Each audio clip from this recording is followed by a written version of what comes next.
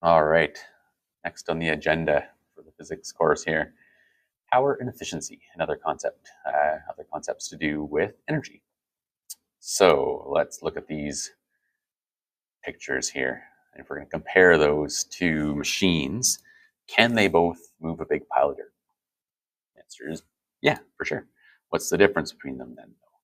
Well, the difference would be how quick they can move, right? This one can move it in one swipe, whereas this one would take like 100 swipes to get rid of a giant pile of dirt, right? So what we're thinking about as we're um, talking about that is really power as a concept. There's a link there for a video you can watch if you want, but I'm showing it really here anyway, so we don't need it right now. So power is the rate at which energy is transferred. In other words, work is done. Okay, so we're looking at delta E divided by delta T. Okay, or work divided by time. So the units are going to be joules per second. Joules per second is named watts or W. Okay, after James Watt. So as an example, you might have seen something like a 60-watt light bulb or a 1500-watt heater in your house or something like that, right? That 60-watt light bulb uses 60 joules every second, right? So if we had a 60-watt bulb left on for 1 hour, how much electrical energy did it use? Well, you'd list your power rating. So power equals 60 watts, delta T equals 1 hour, and you're looking for how much energy, right? So there we go. Power is 60 watts, delta T is 1 hour. Notice we're going to convert to seconds because we have this is in terms of joules per second. And so we're going to need to have, right, this is joules per second. And so we need to have this in seconds, right? So that you have these two units jiving or working together or whatever you want to call it, right? So when you have mixed units, it's not as obvious that you need to convert. But if there was a seconds obviously in the name here, and which there kind of is in terms of the fundamental unit. So that's 3,600 seconds, and so really you'd have power equals energy divided by time. Put in the numbers, multiply across by 3,600, and you'll have an answer there. The answer is, I'll just do it now, right? So delta E equals the 60 times the 3,600, and it gives you 216,000 joules. Okay, so therefore, blah blah blah. Right, 60-watt bulb left on for 1 hour uses 216,000 joules of energy. So that sounds like a lot, but units of energy are sold in kilowatt hours. So kilo means 1,000, watt means joule per second, and an hour is 3,600 seconds, right? So 3.6 megajoules or 3.6 million joules is what's sold, and depending on the rates currently, it might be like 16 watts depending on the time of day, right? So it's like 16 cents, per kilowatt hour. So that's not a lot of money in terms of how much you wasted by leaving the light on, because the units are so big, right? So if you look at 16 cents per 3.6 million joules or whatever, then we have this 216,000 number, and we can do ratio work to figure out the value, right? So I'll just show here on the fly here the idea that we want to figure out what we're multiplying by, so we multiply by that same amount. And so the multiplication is the second divided by the first. However many zeros there are there, right? So you're going to multiply by that same number and get the value. So that tells us it would be 0.96. And that is in cents, 0.96 cents, not even a penny. But around a penny to leave it on for around an hour. So if you were gone for a week, then you multiply that by 7 days and figure out how much money that cost you. But it's not a ton. Yeah. So the next step here, let's calculate how much power a lifting device has. So if it lifts a 500 kilogram block is lifted 2 meters in 1.5 seconds, how powerful is the lifting device? Power, of course, we know is energy per time. So we're going to need to get the energy, the the work done or the energy first, right? So it's gravitational potential energy we're talking about. If you have everything listed, you have to make it realize you're talking about work done by lifting. Can, by the way, like we saw before, think of this as work done by a force, right? So it's force times delta V, and then the lift force is mg, right? To lift something with constant velocity, so you're just adding gravitational potential energy rather than adding kinetic energy as you go. And yeah, so plug in the numbers, calculate it out, 9,800 joules. Okay, so that's how much energy was added to the system. So you can think of it as a delta EG if you want, or it just has 9,800 if it's in comparison to 0 at the bottom or the original location. Next step would be the power rating then for this. I could divide it into A and a B, I guess, here, but let me just get rid of those because there wasn't really A and B, just sort of next step. Control Z here. Not that it matters that there's A and B, but there we go. So power rating, we knew it's energy divided by time, right?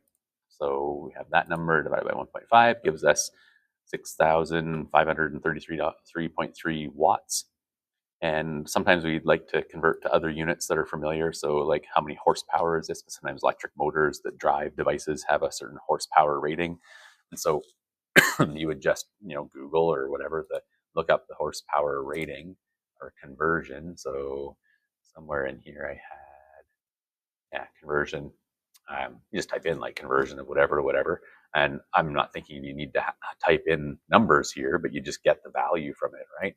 So if I make this be a 1, for some reason it jumped to be, there we go, so 745.7. And so 1 horsepower equals, I have that wrong, 1 horsepower equals that many joules. File backwards here. And here we go. The 1 horsepower is, and this should be watts. Oof. Man, I added that in just before going to make the recording and watched it more than one way. But here we go, it's fixed. So if we have the 6,533.3 watts, and the question is how many horsepower is that? Going from 745 down to 1, obviously it's just a multiply by a 1 over, divide by a 745.7. So we can do 6,533.3 divided by 745.7. And it'll tell us that it is an 8.8 horsepower. So it might say 9 horsepower or something like that, right? But that gives you a value of 8.76 horsepower.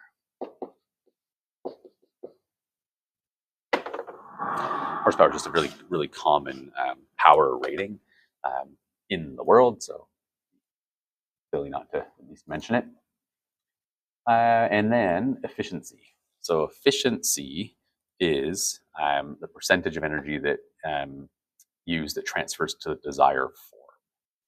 So mathematically, you just take the energy that you're getting out of the system to actually accomplish what you want to do, divided by the energy that you had to put into the system to do that.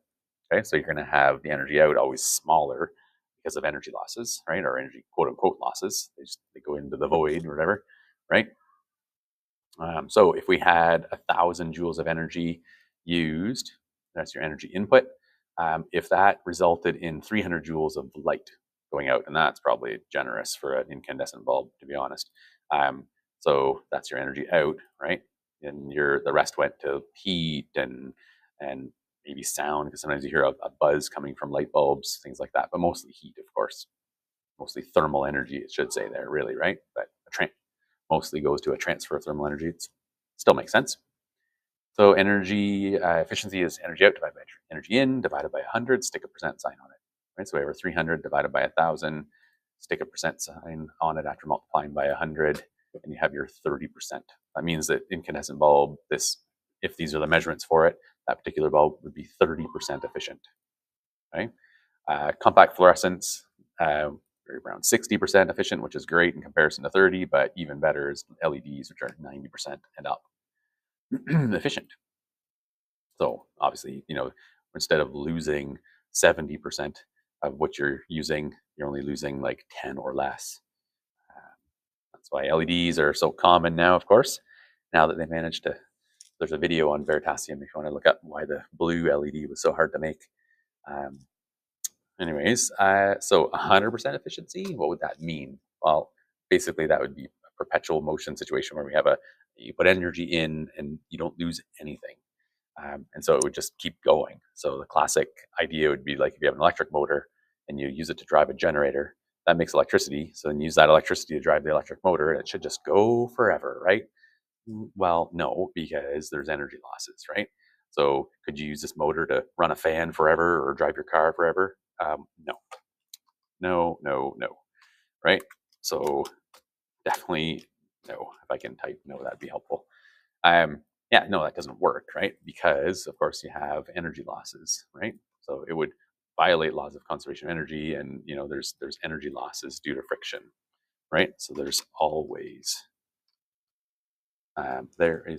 maybe energy lost due to friction. I'm going to put quotes, but lost to heat due to friction. It's just not possible. So these perpetual motion machines are, let me just pause for a quick sec here and I'll get the video queued up. All right, here we go. So here we go. Perpetual motion machines. Are they impossible? Or are they possible? Whatever best way is to try and build one. So these are videos of possible perpetual motion machines. So people have thought about the idea of this. They have more force because it's a larger mass, and so it's going to push and squirt liquid out the top. And then really you could put like a water wheel here and drive a generator and run run something forever, right? So here's a self-flowing flask. I'm going to pour the green liquid in, nice and green so you can see it. When you get enough force, there's enough of the force there, it's going to push this up and around, and it's just going to run forever, right? I hope you don't believe me. What else? We had the train that runs uphill, right? This actually, I have a model of this, but in reality, what's going on, of course, is that the center mass is getting lower. So this is a bit of a ramp. You can see it goes uphill. And so this weird shaped kind of wheel rolls towards the right side, but you can actually physically see it going downhill the whole time because of the shape of things. That one's not really that great. This one's kind of neat though. So the idea here is that there's like more weight on this side than that side, I think they said earlier on. Yeah, wheel has more weight to the left of the rollers. It should go down and rotate forever, right? For further analysis debunks this, of course, right? This one's kind of neat. Like people put some thought into like at least making things look like they do. See this missing ball bearing in there, right? So basically they get it lined up at the top. They put the extra ball bearing in there and they're like, oh, there's more weight on this side, so it's going to roll forever. So there it goes. Yeah, for sure. And then this one, same idea. Oh, a little kick each time it drops down there, so it keeps going. All sorts of weird models like this. So this is the same kind of thing, right? Once this one flops over, gives a little kick, it keeps going, and so on. So those look pretty cool. And the hardest thing about making those was figuring out where to hide the batteries, right? That's my favorite quote to do with this. The hardest part about making perpetual motion machines is finding a place to hide the batteries. And also, of course, the lack of basic understanding of thermodynamics is an issue too. And one thing more here. What do I flying? You just type in flying, see if it comes up. This one's hilarious. Actually, it's probably right in here. Flying horse. There we go. So this is a silly commercial for a energy drink of some sort. They don't have enough energy for their lights and their fans. There's a brownout going on. It butters his toast with, a little more butter than average. And the whole myth of butter side down. Bread always lands butter side down. And cats always land on their feet.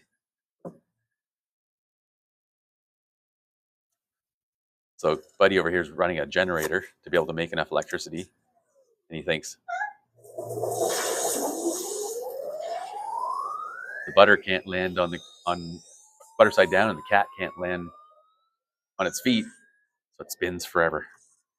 And there you go. Perpetual motion machine.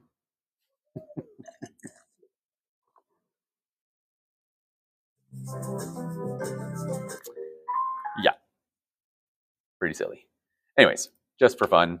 And that's it for now. Yeah. Power and efficiency. So just basically, if you have a certain amount of work done, I should reduce some of these maybe, but I'll let you pick and choose which ones you want to do instead. So do do half of them, let's say, right? Make sure you're doing each type. But this one has work done as a concept, and then in the amount of time, so you can calculate the power. Sometimes they just give you the amount of energy in a certain amount of time, so that's super easy just to calculate. So yeah. And then efficiency, you look at energy out divided by energy in concepts. Okay, there we go. Thank you for watching. Talk to you later.